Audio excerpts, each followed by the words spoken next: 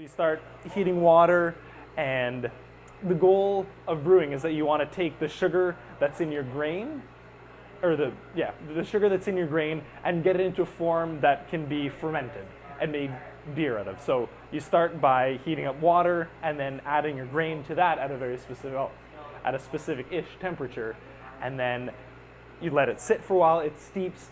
Enzymes that are already in there work to break down the starch into sugar, and that's sort of the whole goal of that process. Is you want to take all your starches and turn it into sugar so that the yeast can finally ferment it and turn it into beer.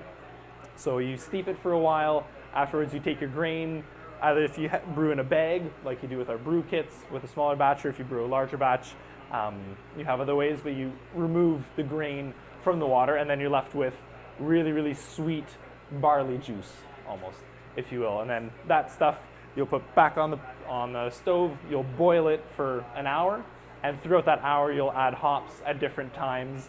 You add hops at first to make it more bitter, and then closer to the end, you add final additions of flavoring hops and things like that. And then you've got a big pot of basically, it's called wort, which is the sort of concentrated barley liquid with your hops and stuff.